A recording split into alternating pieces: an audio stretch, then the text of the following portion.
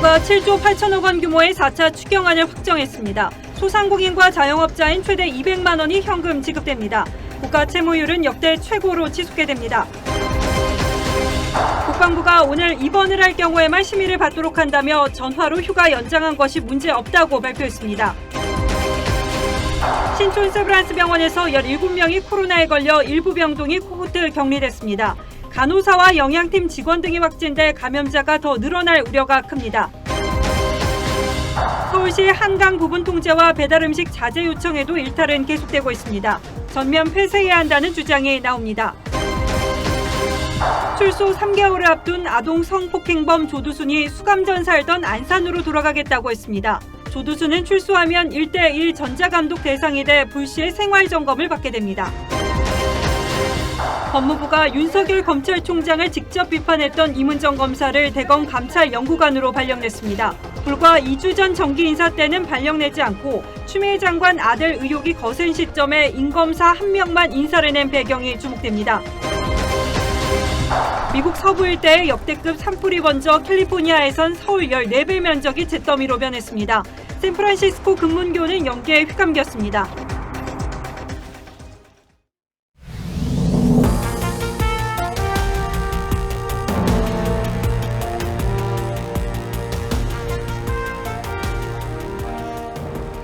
안녕하십니까. 뉴스9의 신동욱입니다. 정부가 8조 원 가까운 올해 4번째 추경안을 내놨습니다. 한 해 추경을 4번 편성하는 건 59년 만이라고 합니다. 다시 말해서 외환위기 때도 금융위기 때도 없었던 일이라는 뜻이죠. 그만큼 사정이 절박하다는 건 알겠는데 이렇게 만들어진 국가 예산이 선심성으로 낭비되는 구석은 없는지, 또 국가 재정 부담은 우리가 감당할 만한 수준인지 반드시 따져봐야 할 겁니다. 정부는 이번 추경이 코로나19로 피해를 본 사람들에게 우선 지원하는 맞춤형 추경이라는 점을 강조했습니다. 먼저 이정민 기자가 보도하겠습니다. 이번 4차 추가 경정 예산안의 규모는 7조 8천억 원. 한 해 추경이 4번이나 이뤄진 건 지난 1961년 이후 59년 만입니다. 정부는 코로나19 장기화로 당장 생계가 어려운 취약계층을 보호하기 위한 추경이라고 설명했습니다. 피해가 가장 큰 업종과 계층에 집중하여 최대한 두특배 지원하는 피해 맞춤형 재난지원 성격의 추경입니다. 우선 매출이 크게 감소한 소상공인과 중소기업을 대상으로 피해 지원금 3조 8천억 원이 편성됐고 고용 안정자금에 1조 4천억 원을 지원합니다. 저소득층 가구에도 생계비로 4천억 원을 나눠줍니다. 미취학 아동에게만 지원되던 돌봄 지원비는 초등학생까지 확대해 2조 1천억 원을 지급합니다. 3040 세대를 차별한다는 비판을 산 통신비 지급은 13세 이상 전 국민으로 확대되면서 9천억 원이 편성됐습니다. 취약계층과 저소득층을 중심으로 한 선별적인 지원은 필요하다고 생각되고요. 이미 재정 상태가 악화되고 있는 부분이 있어서 전 국민을 대상으로 한 지원에는 한계가 있는. 정부는 이번 추경으로 자영업자 291만여 명이 최대 200만 원의 현금 지원 혜택을 볼 것으로 전망했습니다. 4차 추경안은 내일 국회에 제출됩니다. TV조선 이정민입니다. 자, 그렇다면 좀 더 구체적으로 누구에게 얼마나 지원금이 돌아가는지 살펴봐 드리겠습니다. 코로나 때문에 영업을 못해서 수익이 크게 준 자영업자들이 주요 대상입니다. 이어서 임유진 기자가 보도합니다. 우선 소상공인의 경우 연매출 4억 원 이하 일반 업종 중에 올해 매출이 지난해보다 감소했다면 기본 100만 원을 받습니다. 여기에 집합 제한으로 영업을 단축한 음식점이나 카페 등은 50만 원이 추가된 150만 원. 집합금지 명령이 내려져 아예 문을 닫았던 PC방이나 노래방, 학원 등은 100만 원을 얹어 200만 원을 받습니다. 피해와 고통이 가장 큰 데다가 집합금지와 운영제한 등으로 소상공인분들의 희생이 컸기 때문입니다. 유흥주점이나 콜라텍 등 유흥업소는 지원 대상에서 제외되는데 성격이 유사한 단란주점이나 헌팅포차 등은 포함돼 논란이 예상됩니다. 학습지 교사나 대리운전 등 특수형태 근로자와 프리랜서 등에겐 1차 지원금을 받았는지 여부에 따라 50만 원 혹은 150만 원이 지급되고 만 18세에서 34세 미취업 청년들에게도 특별 구직 지원금 50만 원을 나눠줍니다. 온라인 수업 등의 여파로 육아 부담이 커진 미취학 아동과 초등학생 부모는 자녀 한 명당 20만 원씩의 돌봄 쿠폰을 지급받습니다. 또 만 13세 이상 누구나 통신비 2만 원이 지급됩니다. 선별적인 지원이라고는 하지만은 거의 모든 국민들이 다 현금 형태로 지원금을 받게 되는 형태가 되었습니다. 정부는 추석 전에 모두 지급하겠다는 방침이지만 1차 때 지원받지 않았던 특수고용 근로자 등은 행정 절차상 추석을 넘겨야 지원금을 손에 줄 것으로 보입니다. TV조선 임유진입니다. 예, 분명히 지원이 필요한 상황이긴 합니다만 이번 2차 재난지원금에 대해서는 처음부터 말이 많았습니다. 재정경제부가 나라 살림살이를 걱정해서 먼저 부정적인 입장이었고 일괄 지원이냐 아니면 선별 지원이냐를 두고도 논란이 있었습니다. 결국 피해를 본 사람 중심의 이른바 핀셋 지원으로 방향을 잡긴 했는데 뚜껑을 열어보니 또 그런 것도 아니었습니다. 경제부 이상배 기자 나와 있습니다. 자, 이 기자 어서 오십시오. 자, 일단 선별 지원이 되긴 했는데 결국 사실상 전 국민을 대상으로 한 일괄 지급이다. 이런 지적이 나오는 건 왜 그렇습니까? 네, 우선 이 정부가 이 재난지원금을 주기로 한 대상들은 매출과 소득을 기준으로 지원 대상을 정한다는 방침을 세웠었습니다. 예. 그런데 이게 뚜껑을 열어보니 소상공인의 경우 매출이 감소했으면 전부 받을 수 있게 됐는데요. 결국 전체의 약 86%가 이 지원금을 받게 됐습니다. 예. 유흥업을 제외하면 사실상 대부분이 받게 되는 셈입니다. 또 미취학 아동이나 초등학생 부모, 구직자 모두에게 지원금을 주기로 한 데다 특히 통신비 2만 원씩은 13세 이상 모두에게 주기로 하면서 사실상 전 국민을 대상으로 한 선신성 대책이다. 또는 다른 포퓰리즘 아니냐는 지적까지 나오고 있습니다. 그렇군요. 통신비 지원에도 이제 9천억 원 정도가 대략 들어간다고 하는데 이제 개인별로 보면 2만 원 정도 아니겠습니까? 이게 재난 지원이나 경기 부양의 의미가 있는지 이것에 대해서도 말이 많죠. 예, 그렇습니다. 우선 통신비 지원은 딱 한 달에 1인당 한 회선에 한해서 2만 원씩 제공이 됩니다.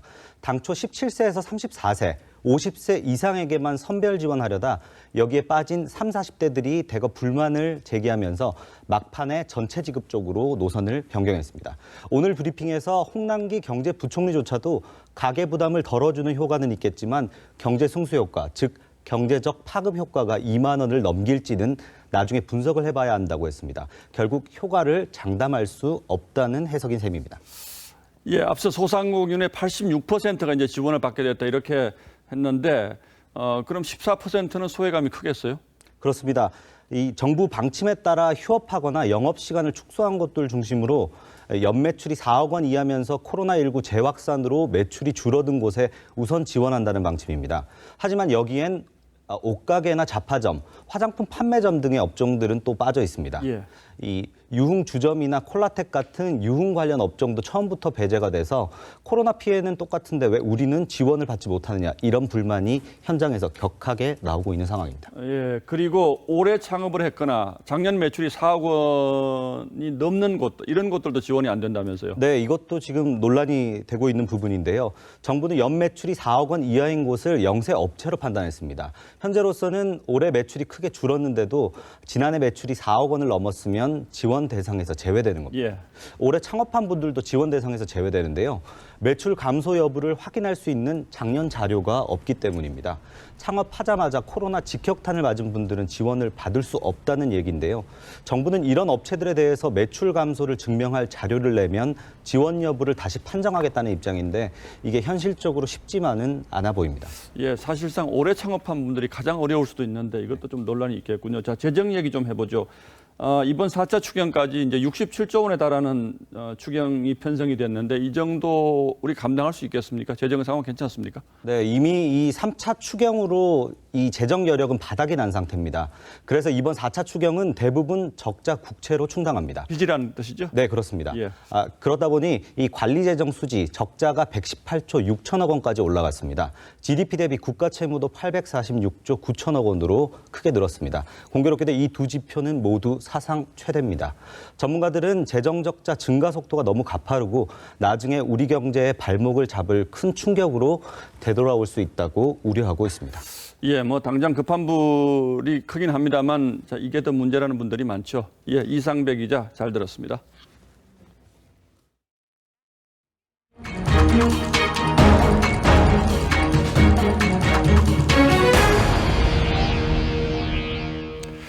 예, 지금부터는 추미애 장관 아들의 특혜 휴가 의혹 관련 소식들로 이어가겠습니다.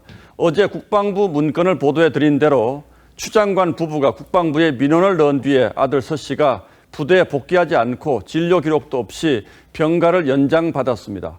물론 부모가 정식 창구에 민원을 접수해서 휴가가 처리된 거라면 문제될 게 없지 않느냐는 주장도 있습니다. 하지만 아시는 것처럼 이번 논란의 의혹이 커진 건 추 장관 부부가 민원을 넣기 전에 보좌관이 해당 부대에 전화를 걸었다는 점입니다. 병가 마지막 날이 돼서야 보좌관에다 부모까지 나서서 병가 연장을 한 걸 과연 정상적인 절차라고 할 수 있을까 의문이 적지 않습니다. 박경준 기자가 휴가 마지막 날 어떤 일이 벌어진 것인지를 취재했습니다. 추 장관 아들 서 씨는 무릎 수술을 위해 2017년 6월 5일부터 14일까지 열흘짜리 병가를 냈습니다. 부대에 복귀해야 하는 14일, 추 장관의 보좌관은 부대 인사 담당 장교 A 대위에게 전화해 병가를 연장할 수 있는지를 물은 것으로 취재 결과 확인됐습니다. 당초 두 번째 병가가 종료되기 전인 21일에 전화한 것으로 알려졌지만 실제로는 14일에 한 겁니다. 하지만 A 대위는 관련 서류 없이는 불가하다고 답변한 것으로 전해집니다. 요청이 거절되자 추 장관 부부 중 한 명이 국방부에 민원을 제기했고 결과적으로 병가가 연장됐습니다. 휴가 마지막 날이 돼서야 보좌관에 이어 부모까지 나서 병가 연장을 위해 백방으로 알아본 겁니다. 군의관은 군병원에서 충분히 진료가 가능한 상황이라고 했지만 서 씨는 외부 병원에서 수술 후 집에서 쉬는 중이었습니다. 복귀는 당일에 그렇게 전화를 하면 사실은 지휘관 입장에서 되게 당황스럽죠, 사실은. 면담 기록에는 부대 지원반장 비상사가 서 씨와 전화해 병가를 연장해준 정황도 있습니다. 그런데 기재 날짜가 15일입니다. 14일에 1차 병가가 끝났기 때문에 하루 뒤에 병가가 연장됐다면 탈영으로 볼 수도 있습니다. 전현직 군 관계자들은 연대 통합 시스템은 당일 기재가 원칙이라고 지적했습니다. 전화를 한 것으로 알려진 보좌관은 취재진의 수차례 전화와 문자에도 답하지 않았습니다. 추 장관 부부 중 누가 민원을 했는지에 대해서 법무부는 수사 중인 사안이라 말할 수 없다고 했고 국방부는 3년이 지나서 규정대로 추 장관 부부의 민원 제기 기록을 폐기했다고 했습니다. TV조선 박형준입니다. 자, 그런데 무엇보다 국방부의 태도가 석연치가 않습니다. 그동안은 수사 중인 사건이어서 할 말이 없다던 국방부가 오늘 갑자기 서 씨의 휴가에 아무 문제가 없다는 취지의 해명 자료를 냈습니다. 그동안 제기된 핵심적인 의혹, 즉 부대 복귀 없이 휴가가 연장된 점, 그리고 의료 기록을 나중에 제출한 게 모두 정상적인 절차였다는 거죠. 그런데 이런 해명은 국방부 스스로 작성한 내부 문건과도 모순되는 점이 있고 군 관계자들의 증언과도 큰 차이가 있습니다. 김정우 기자가 더 자세히 설명하겠습니다. 국방부는 6장짜리 설명 자료를 통해 입원이 아닌 통원 치료라면 군의 간의 심의를 거치지 않고 병가를 연장할 수 있다고 밝혔습니다. 2012년부터 2018년까지 적용됐던 국방부 훈령에 민간 병원에 입원 중인 현역병은 군 병원의 요양심사를 받아야 한다는 규정을 근거로 제시했습니다. 추미애 장관 아들 서 씨는 수술 이후 통원 치료를 하고 있었기 때문에 심사 없이 병가 연장이 가능했다는 해석입니다. 어제까지도 수사 중인 사안이라 입장을 밝힐 수 없다던 국방부가 하루 만에 자세를 바꾼 겁니다. 지금 검찰에서 수사가 진행되고 있기 때문에 그 세부 내용은 수사 그 결과에 따라서 밝혀질 것이라고. 하지만 통원 치료의 경우 요양심사를 받지 않는다는 명시적인 규정도 없습니다. 당시 추 의원 보좌관으로부터 휴가 연장 문의 전화를 받았던 인사 담당 장교조차 요양심사를 받지 않았던 건 문제라는 취지로 말했습니다. 병가 연장 심의해서 말씀하신 대로 조치해야 되는 내용이기 그게 당연한 일이라서 서 씨의 면담 기록에도 병가 심사를 받아야 한다는 내용이 담겨 있습니다. 애초 심의가 필요 없었는데 왜 보좌관이 전화하고 부모가 민원을 해서 병가가 연장된 것이냐는 반론까지 제기됩니다. 특히 서 씨가 부대에 복귀하지 않고 서류 제출도 하지 않은 채 전화로 병가를 연장하는 건 일반 병사들에게 상상하기 어려운 일이란 당시 부대원들의 주장도 나옵니다. TV조선 김종호입니다. 국방부의 이런 발표에 맞춰 그동안 관망해오던 민주당 지도부가 적극적인 엄호에 나섰습니다. 더 이상 밀리면 곤란하다 또는 반전의 발판이 마련됐다고 판단하는 듯합니다. 야당은 민주당과 국방부 변호인단이 공조해서 범죄를 은폐하려는 총체적인 국정농단이라고 주장했습니다. 최원희 기자가 보도합니다. 민주당 김태년 원내대표가 추미애 장관 아들 논란에 대해 검증되지 않은 의혹이 무차별적으로 폭로되고 있다고 했습니다. 공정하고 신속하게 수사해서 그 결과를 있는 그대로 발표해 주기를. 여당 국방위 간사인 황희 의원도 국방부 자료를 근거로 특혜는 없었다고 반박했습니다. 어떠한 특혜도 없이 군생활을 마쳤으며 언론과 야당의 정치 공세는 이제는 중단되어야 합니다. 앞서 열린 의원총회에서도 야당의 공세에 강하게 대처해야 한다는 의견이 다수였던 것으로 전해졌습니다. 여권이 적극적인 방어에 나선 건 조국 전 장관에 이어 추 장관까지 물러날 경우 검찰 개혁의 동력이 상실될 거란 위기감 때문이란 분석이 많습니다. 반면 국민의힘은 추 장관 아들 변호인과 민주당이 대응 문건까지 공유하며 공조에 나섰다고 주장했습니다. 문건엔 국방부와 검찰 내부 자료까지 포함돼 있어 총체적 국정농단이라며 특임검사나 특별수사본부 설치가 필요하다고 했습니다. 국방부는 규정상 문제가 없다고 공언하고 있습니다. 이제 문재인 정부 신뢰할 수 없습니다. 국민의당 안철수 대표는 문재인 정권의 핵심 권력을 가진 사람들은 도덕성이 시정잡배만도 못하느냐며 법무부 장관 자리에 특권의 황제를 뒤이어 반칙의 여왕이 앉아있다고 비판했습니다. TV조선 최원입니다. 예, 다음 뉴스입니다. 오늘 코로나19 신규 확진자는 155명으로 8회째 100명대이긴 합니다만 획기적으로 숫자가 줄지 않는 불안한 상황이 이어지고 있습니다. 무엇보다 우려스러운 건 병원과 노인시설을 중심으로 집단 감염이 이어지고 있다는 점입니다. 서울 신촌의 세브란스 병원에서 의료진과 환자, 보호자 등 17명이 집단 감염돼 비상이 걸렸습니다. 송민선 기자가 취재했습니다. 신촌 세브란스의 재활병원. 이곳 7층 병동에서 어제 간호조무사가 확진된 뒤 오늘 환자와 보호자 등 6명이 더 양성 판정을 받았습니다. 7층 병동은 코호트 격리됐고 병원은 폐쇄됐습니다. 직원과 환자 등 접촉자 250여 명은 검사를 받았습니다. 퇴원 환자분들이 생기시면 음성인 경우에는 역학조사관들한테 허락을 받아서 가급적이면 퇴원을 시키려고요. 본관 2층에서 환자식을 만드는 영양팀 직원 1명도 어제 양성 판정을 받았는데 관련 확진자는 10명까지 늘었습니다. 영양팀과 이 재활병원 간의 어떤 연결고리에 대해서는 아직 확인된 바는 없고 하루 유동인구가 수천 명에 이르는 데다 영양팀은 배식 때 환자나 보호자와 접촉해 확진자는 더 늘어날 수 있습니다. 경기도 이천의 노인주간 보호센터와 인천 계양의 요양병원, 충남 금산의 요양원에서도 집단 감염이 발생했습니다. 의료기관이라든지 요양병원, 사회복지시설 등이 저희가 비유하기에 최후의 보루라고 하는, 즉 코로나19로부터 반드시 지켜야 될 장소고.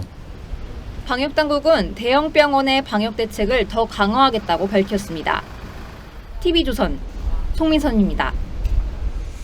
예, 이제 곧 추석이 다가온다는 것도 큰 걱정입니다. 정부가 가급적 고향이나 친지 방문을 자제해달라고 당부하고 있는데 벌써 가족 모임이 집단 감염으로 번지는 사례가 잇따르고 있습니다. 충남 홍성에서는 수도권에 사는 친척이 다녀간 뒤 일가족과 친지 8명이 감염되는 일도 있었습니다. 최원영 기자가 보도합니다. 충남 홍성의 한 초등학교. 이곳 학생과 인근 어린이집 원생이 확진됐습니다. 이로 인해 전교생과 원생, 교사 등 179명이 검사를 받았습니다.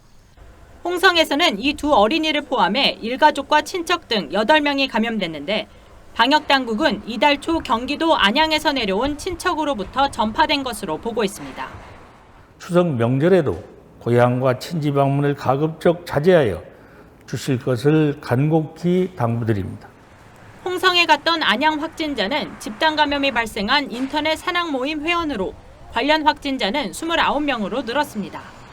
경기 김포에서도 일가족 3명이 확진됐고 안산의 가족과 지인 모임에서는 어제까지 13명의 확진자가 나왔습니다. 부천에서는 방문 판매 업체 2곳에서 11명의 감염자가 새로 나왔습니다. 이처럼 잇따르는 산발적인 집단 감염에 감염 경로를 조사 중인 환자 비율은 22.9%에 이릅니다. 이 강화된 방역 조치가 장기간 좀 지속됨에 따라서 국민들께서 피로도가 가중되고 있고 여러 어려움이 좀 쌓이고 있다라고 하는 점들을 함께 좀 나타내고 있는 지표라고 생각됩니다. 실제 지난 주말 수도권의 휴대전화 이동량은 거리두기가 격상된 이후 첫 주말보다 다소 증가한 것으로 나타났습니다. 방역당국은 추석을 앞두고 이번 주말까지 발생 추이를 지켜본 뒤 사회, 경제적 파장 등을 고려해 거리두기 연장 여부를 결정할 방침입니다. TV조선 최은행입니다. 기온이 내려가면 바이러스의 활동이 왕성해집니다. 겨울에 독감이 유행하는 것도 그래서죠. 올겨울은 특히 코로나의 독감이 동시에 유행하는 이른바 더블 팬데믹의 공포가 전 세계적으로 번지고 있는데 우리는 여기에 대한 대책이 있는지 지금부터 따져보도록 하겠습니다. 자, 윤슬기 기자. 네. 코로나와 독감에 동시에 걸릴 수도 있습니까? 네, 그렇습니다. 방역당국은 이미 어제 코로나와 독감 검사에서 모두 양성을 보인 사례가 나왔다고 밝혔죠. 자, 이 독감이 코로나 증세를 악화시키는지 밝혀진 게 없다고 했지만 세계보건기구는 두세 개의 바이러스에 동시 감염되면 코로나 증상이 심해질 수 있다고 최근 발표했습니다. 전문가 얘기도 들어보실까요? 인플루엔자하고 코로나가 지금 한 번도 같이 겪어보지 못해서 어떻게 발생을 할지 모르는 게 제일 걱정인 거고요. 자, 그런데 초기 증상은 다 비슷하지 않습니까? 이걸 어떻게 구별을 합니까? 네, 말씀하신 것처럼 발열, 기침, 근육통 등 증상이 비슷해서 구별이 어렵다는 게 또 다른 문제죠. 자, 그래서 독감 환자가 본격적으로 늘면 코로나 환자와 독감 환자가 뒤섞이는 혼란이 의료 현장에서 펼쳐질 수 있습니다. 물론 둘은 엄연히 다른 질병입니다. 보시는 것처럼 치명률이 각각 1.59%와 0.1% 그리고 잠복기도 서로 다르죠.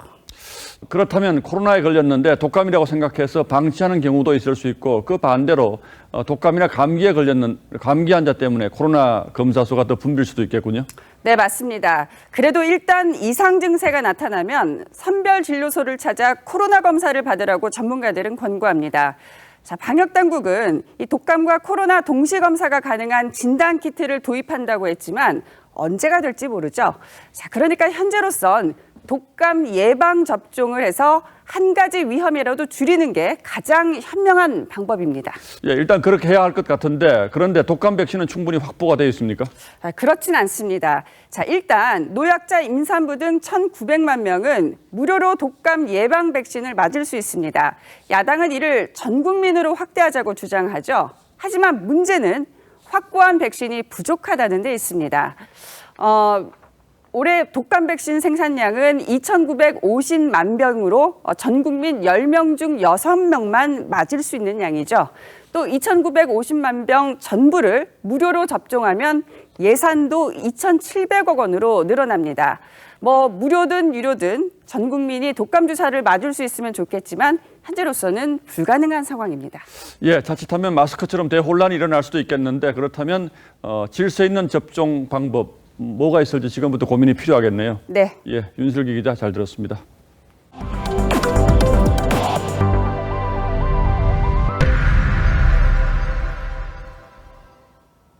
세상을 경악해 했던 초등생 성폭행범 조두순 다들 아실 겁니다.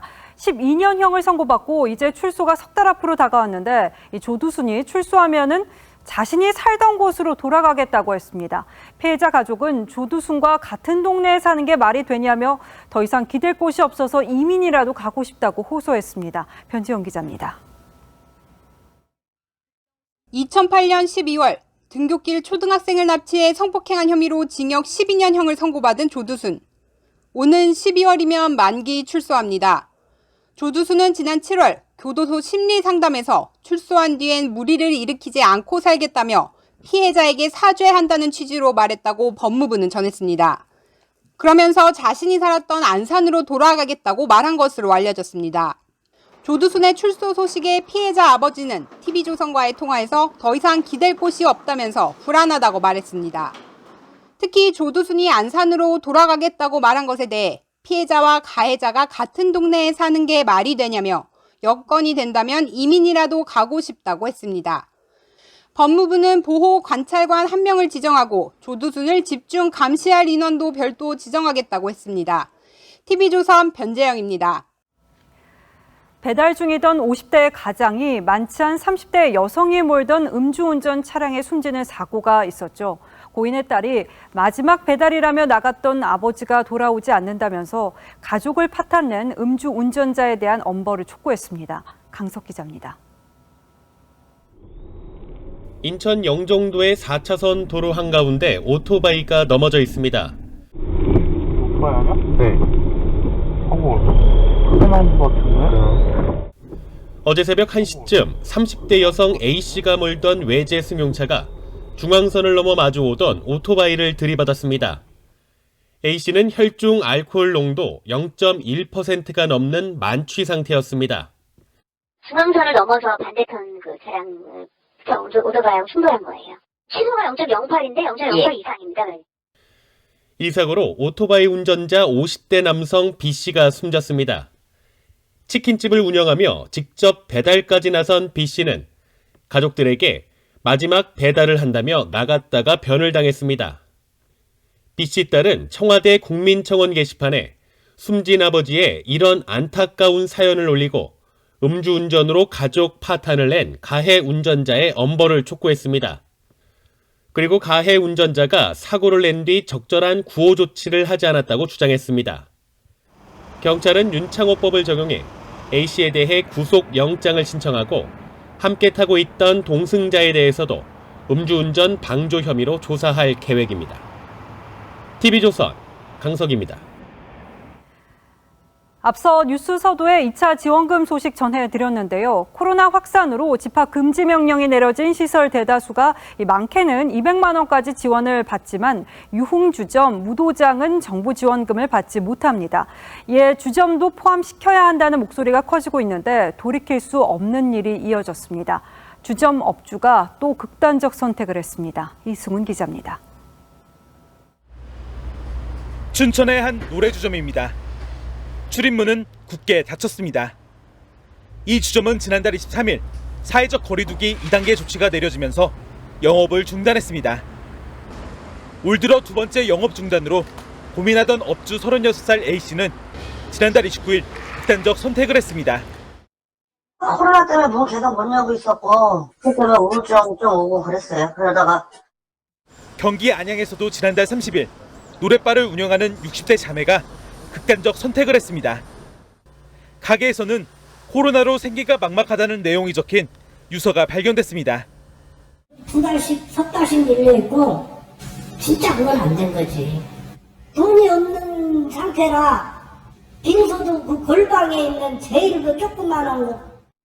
대전에선 생계난을 호소하는 업주 100여 명이 거리로 나왔습니다. 같은 고위험 시설로 지정됐지만 정부 지원금을 받게 된 노래 연습장, PC방과 달리 주점은 정부 지원금도 생계자금 대출도 받지 못하는 상황이라고 하소연합니다. 똑같은 국민인데 우리 단란주점, 유흥주점만 제외시킨다는 것은 이것은 형평에 맞지 않다고 생각을 합니다. 시도지사 협의회는 오늘 유흥주점 등 고위험시설 12개 업종 전체에 재난지원금을 지급할 것을 정부와 국회에 건의했습니다.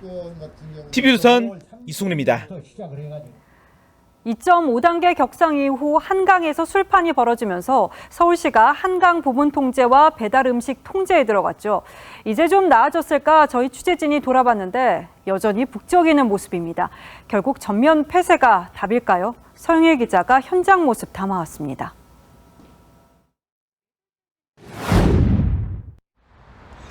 어젯밤 반포 한강공원. 자동차가 줄지어 서 있습니다. 도로가 주차장 같습니다.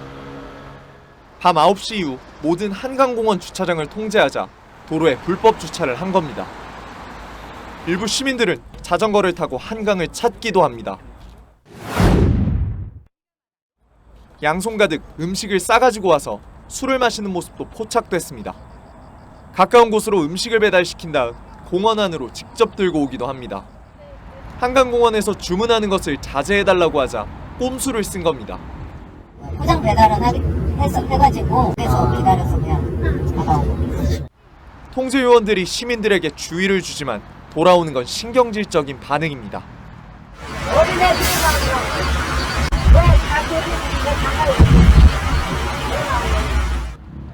이용객이 가장 많이 몰리는 주말만이라도 한강공원을 전면 통제해야 한다는 지적도 나옵니다. 통제하는 게 맞다고 생각해요. 그래야지 더 이제 안 퍼지고 사람들이 조금이라도 이제 고생을 덜 하니까 조금. 서울시는 오늘 밤 상황과 내일 확진자 수 등을 지켜본 뒤 통제 확대 여부를 검토할 것이라고 했습니다. TV조선 서영일입니다.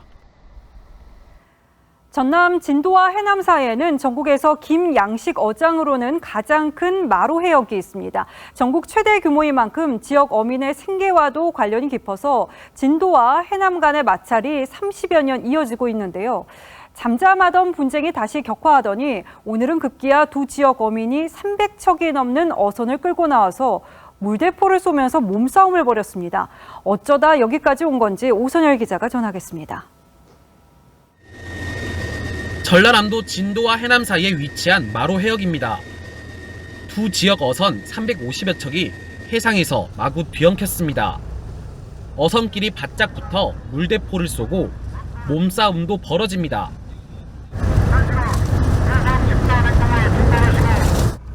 충돌이 일어난 마로 해역은 1370헥타르, 축구장 1800여 개 크기로 전국에서 가장 큰 김양식장입니다. 마로 해역은 바다 경계선을 기준으로 진도 수역이 80%, 해남 수역이 20%를 차지합니다. 마로 해역을 둘러싼 두 지역의 분쟁은 1980년대 초부터 시작돼 30년 동안 이어졌습니다.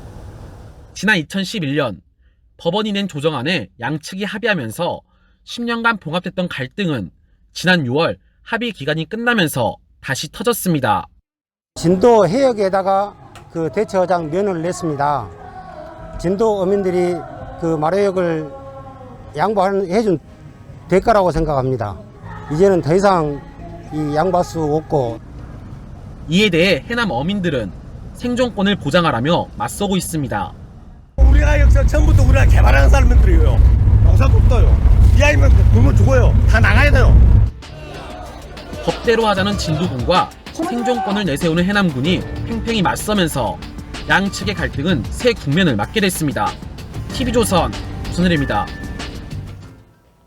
얼마 전 제주에서 귀가하던 여성이 살해되는 사건이 있었습니다. 남성 용의자는 생활고 때문에 우발적으로 범행을 저질렀다고 했는데 경찰 조사 결과 빚낸 돈으로 여성 인터넷 방송 진행자들에게 선물 공세를 벌이다가 수천만 원을 탕진하자 계획 범행을 벌인 것으로 드러났습니다.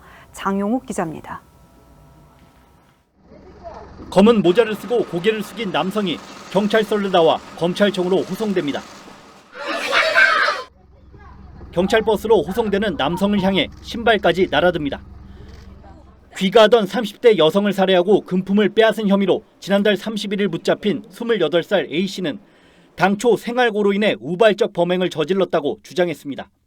하지만 경찰 조사 결과는 달랐습니다. 택배 일하다 그만둔 A씨는 인터넷 방송에 여성 BJ들의 관심을 끌기 위해 한 번에 10만 원에서 최고 200만 원 상당의 사이버 머니를 선물하는 등 빌린 돈 수천만 원을 탕진하자 범행에 나선 것으로 드러났습니다. 대치하는 가운데서도 이제 인터넷 방송하는데 선물 또는 후원을 하고 그러다 보니까 이제 경제력이 떨어지다 보니까 경찰은 월세까지 밀리게 된 A씨가 지난달 28일 준비한 흉기를 들고 나와 화물차에서 숙식하며 3일간 범행 대상을 물색한 것을 확인했습니다. 경찰은 보강 수사를 통해 BJ들에게 선물한 구체적 내역과 다른 소비처 등도 밝혀낼 예정입니다. TV조선 장용욱입니다. 지난 8월에 취업자 수가 IMF 이래 최악이라는 소식 전해드렸는데요. 실업률 또한 걱정해야 하는 상황이 계속되고 있습니다. 항공업계를 시작으로 대형마트 폐업이 이어지면서 거리로 내몰리는 사람이 크게 늘고 있습니다. 앞으로가 더 걱정입니다. 김지아 기자입니다. 코로나 사태로 매출이 줄어 오는 11월 말 폐점이 예정된 서울 구로동의 한 대형마트입니다. 일자리를 잃게 된 직원들은 눈앞이 캄캄합니다. 3개월치 월급 때 고용보험 사먹게 해주고 완전 다 없애는 추세니까. 업체 측이 다른 점포 재배치를 제안했지만 인근에 거주하며 일해왔던 주부들은 타 지역 점포로 가라는 건 그만두라는 소리와 다름없습니다. 이거는 이거랑 같이 들어왔거든요. 건물이랑 같이 인구들이 많아요. 약간 그래요. 몰라라 그러면. 식당, 카페, PC방 등 단기 일자리도 상황은 마찬가지. 당장 생기조차 막막한데 언제 다시 일을 할 수 있을지 모릅니다. 급하게 이제 잠깐 하루나 이틀만이라도 하고 싶어서 알아봤는데 자리가 없더라고요. 알바비를 벌어서 그걸 갖고 있던 상황인데 그것도 이제 못 갖게 되는 상황이죠. 롯데쇼핑, GS 리테일, 이마트, 호텔신라 등 유통업체 8곳은 올해 상반기 3,200명이 넘는 임직원을 줄였습니다. 희망퇴직을 받는 기업들도 늘고 있습니다. 10월 달부터 얼마나 회복이 되느냐인데 긍정적으로 보이지는 않는 것 같습니다. 하반기에도 계속 안 좋은 상태로 남지 않을까. 탈출구가 안 보이는 코로나의 긴 터널 속에서 전례가 드문 실업절벽의 우려가 점점 커져가고 있습니다. TV조선 김자입니다. 정부가 내년 사전 청약을 예고한 3개 신도시를 중심으로 수도권 전셋값이 급등하고 있습니다.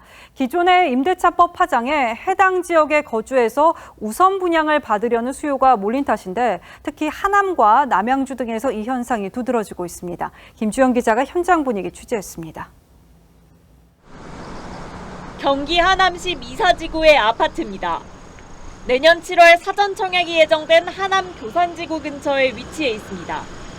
지난 5월에는 5억 4,500만 원에 거래됐던 이 아파트 91제곱미터형 전세는 8월에는 7억으로 올랐습니다.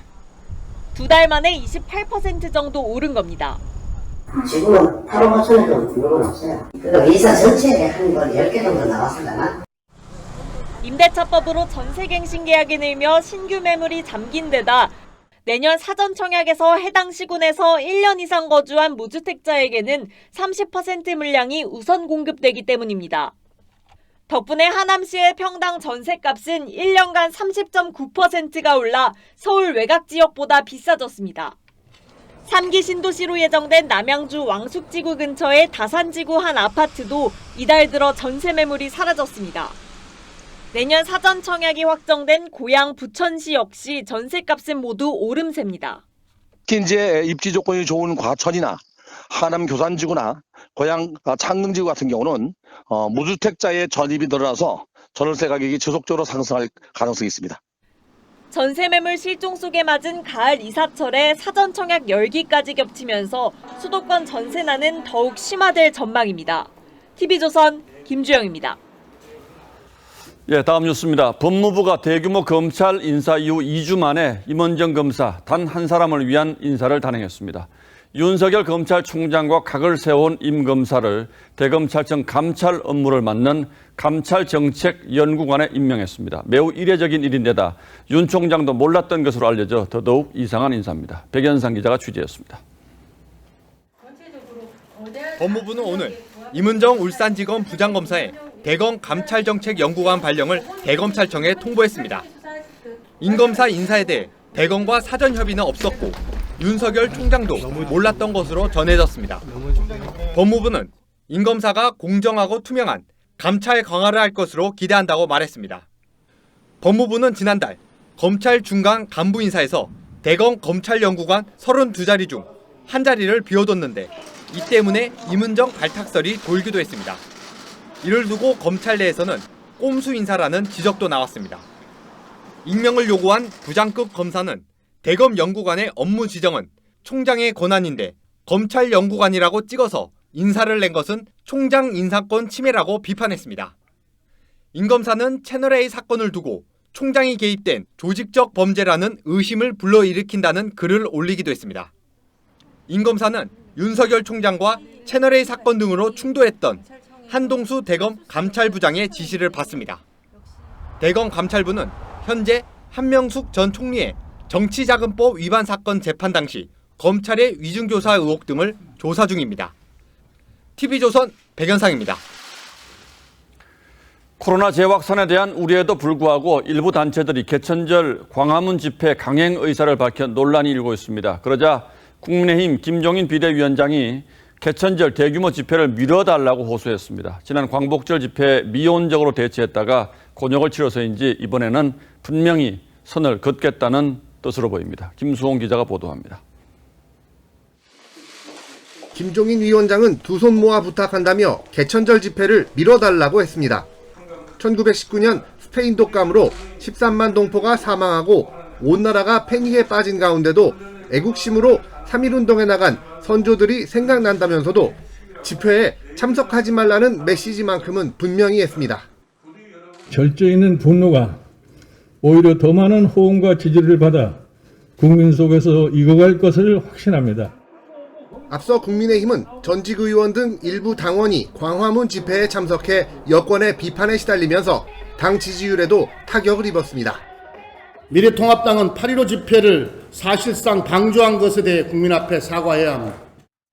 김 위원장의 호소는 이 같은 비판의 빌미를 사전 차단하려는 것이지만 좀 더 강력한 조치가 필요하다는 지적도 나옵니다. 집회에 참석하는 당직자나 당협위원장이 있다면 출당 등 중징계하겠다는 방침을 세워야 할 것입니다. 일부 강경단체들은 개천절은 물론 한글날까지 집회를 강행하겠다는 입장을 고수하고 있습니다. TV조선 김수홍입니다. 카카오 들어와 문자로 논란이 된 민주당 윤영찬 의원에 대해서 야당이 새로운 의혹을 제기했습니다. 지난 대선 당시 여론조작을 했던 드루킹 사건에 당시 네이버 부사장이었던 윤 의원이 연루됐을 가능성이 있다는 겁니다. 어떤 근거로 이런 의혹을 제기한 건지 또 윤 의원은 어떤 반응을 보였는지 황정민 기자가 취재했습니다. 드루킹 댓글 조작 공모 혐의로 재판 중인 김경수 경남지사의 1심 판결문입니다. 드루킹이 김 지사와의 면담을 요약해 단체 채팅방에 공유한 내용 가운데 네이버 임원 중 김경수의 정보원이 하나 있다고 한다는 문장이 등장합니다. 국민의힘은 이 네이버 임원이 민주당 윤영찬 의원으로 의심된다고 주장했습니다. 서로 간에 커넥션이 있으면서 여론 조작에 관해서 서로 상의하고 있다는 거죠. 드디어 실체가 조금씩 드러났다고 보고 있습니다. 동아일보 기자 출신인 윤 의원은 2008년 네이버로 이직한 뒤 2017년 3월까지 네이버 부사장으로 재직했고 문재인 정부 출범과 함께 같은 해 5월 청와대 국민소통수석으로 발탁됐습니다. 국민의힘은 윤 의원의 사퇴를 촉구하면서 포털 장악 대책위를 구성해 진실을 규명하겠다고 밝혔습니다.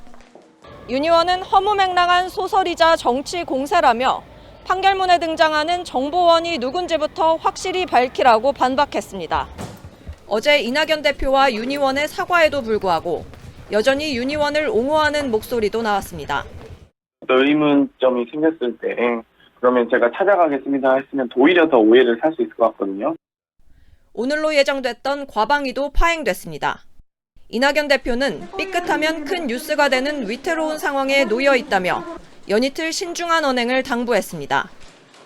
TV조선 황정민입니다. 북한 김정은 위원장이 트럼프 대통령에게 보낸 친서 일부가 공개됐습니다. 앞서 트럼프는 이 친서를 훌륭하다고 평한 바 있는데 트럼프에게 각하라는 존칭을 반복하면서 트럼프를 치켜 세우는 말잔치는 충성 서약 같아 보일 정도입니다. 오늘의 포커스는 김정은의 친서에 맞췄습니다.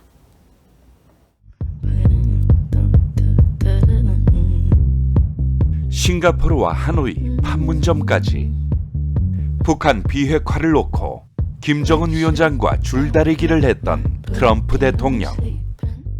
종종 김 위원장으로부터 친서를 받았다고 자랑했죠. Showed a letter that I received just yesterday from Chairman Kim, which is a extraordinary letter. 이 친서 중 일부가 공개됐습니다. 발간을 앞둔 워터게이트 특종 기자 밥 우드워드의 책 경로에 담긴 내용입니다.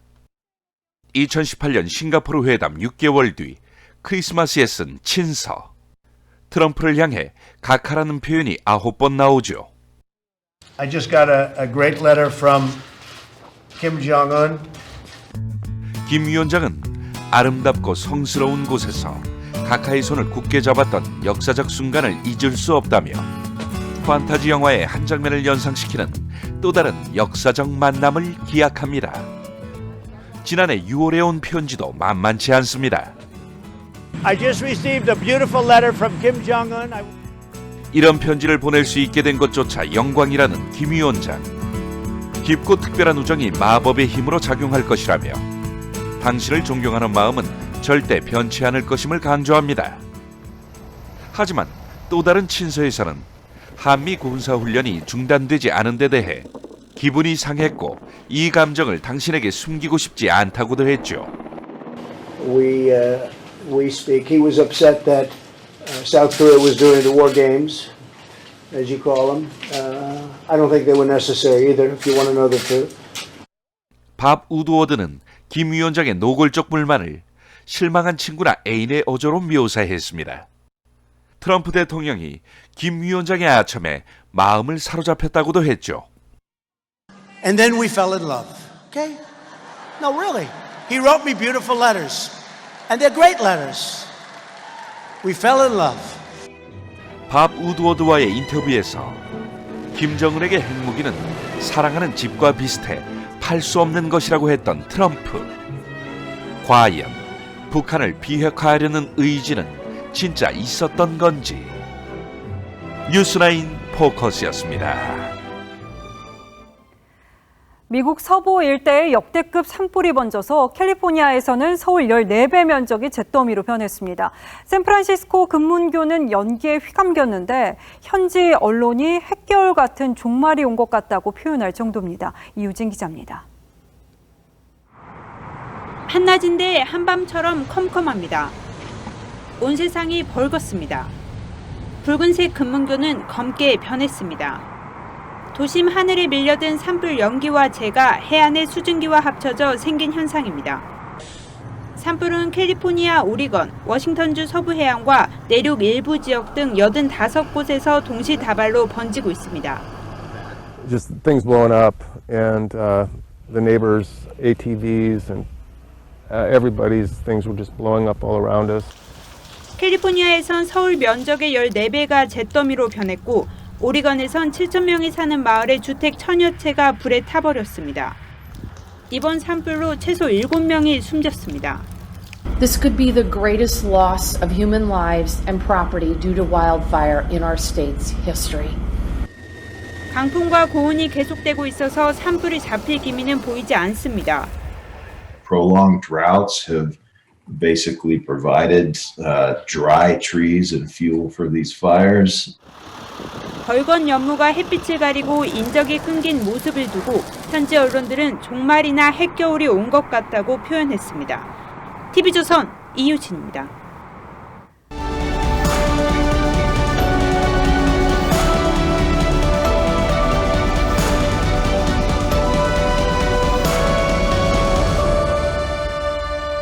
Quando la parentela diventa la chiave decisiva e determinante di tutto ciò che è giusto e buono, si finisce per...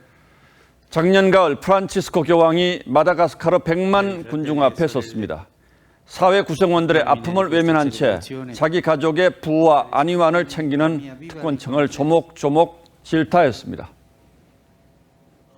Si finisce per giustificare e persino consacrare alcuni comportamenti che portano alla cultura del privilegio e dell'esclusione, favoritismi, clientismi e quindi corruzione.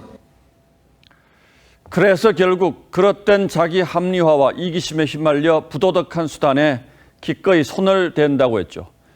불공평한 세상에 살며 백성은 무슨 생각을 할까요? 공자는 가진 것 적음보다 고르지 못함을 걱정한다고 했습니다.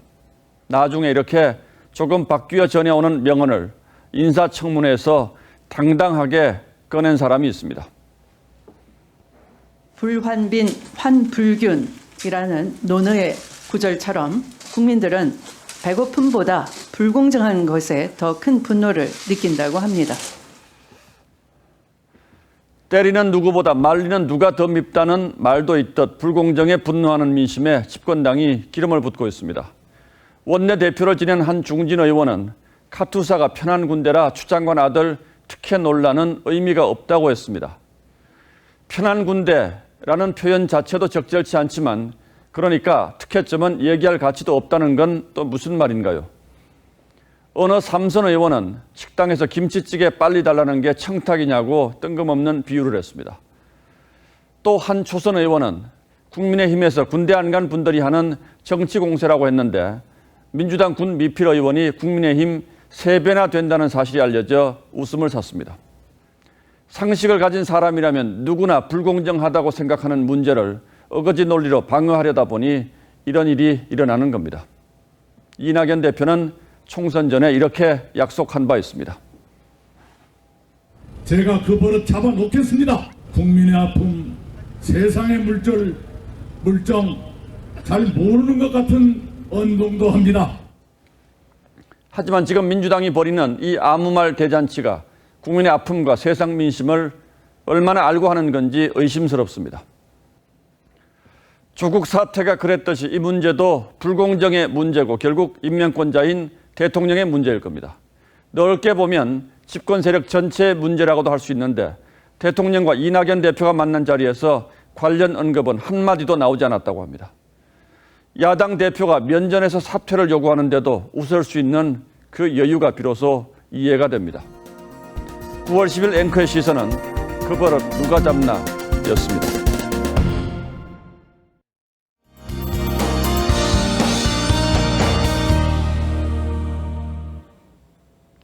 계절이 가을로 넘어오면서 날씨가 다소 변덕스럽습니다.